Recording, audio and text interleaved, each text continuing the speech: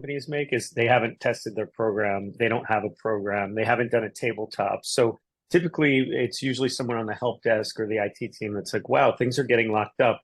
And then all of a sudden they start sending emails. Hey, we're hacked, hacking, hack, and Huh. breach and all of these keywords that are discoverable in litigation, which adds a huge amount of liability to an organization when, going back. So that's one of the first things that happens. And that's what we train when we do tabletops. We're like, this is a security event.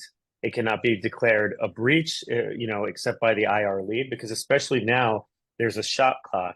And for organizations that are in defense, under a CMMC, which used to be DFARS, it's 72 hours, GDPR, same thing. And now even with the SEC, they've got these reporting requirements.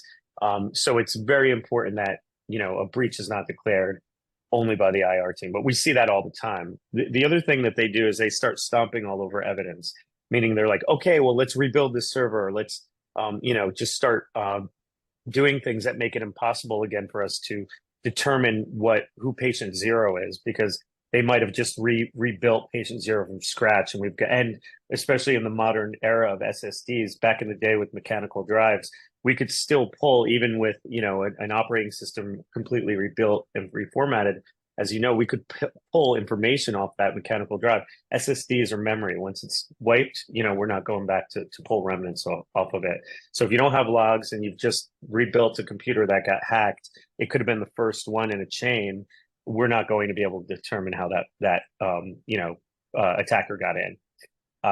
And then they're relying on the IT team, which usually doesn't have experience with attackers. And so what they're doing is they're getting outmaneuvered. They're like, oh, they got in using RDP. We'll just close the RDP port, rebuild that computer, and then or whatever, even if it's in the cloud, etc. And what's happening is they don't understand that the attackers already have full root access. They've got admin access.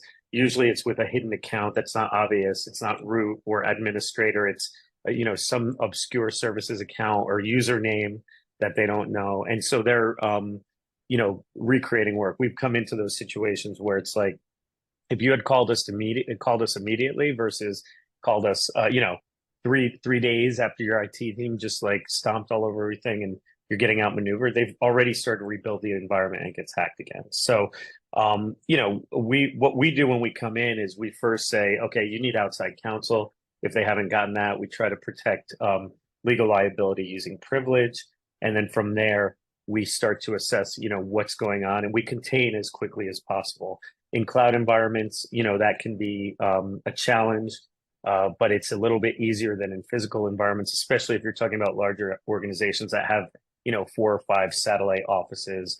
And also to your point about segmentation and stuff, often what has to happen is, like manufacturing typically has very old systems that, but might be running Windows 7 that are running these huge, machines that they can't, it's end of life and they can't get updates for them. Well, we've got to rebuild that entire environment. So we work with the IT team and we rebuild that. But, that's why all of this, we say it's better to be prepared. It's, an ounce of prevention, pound of cure kind of thing. It's a real issue when there's an unprepared SME.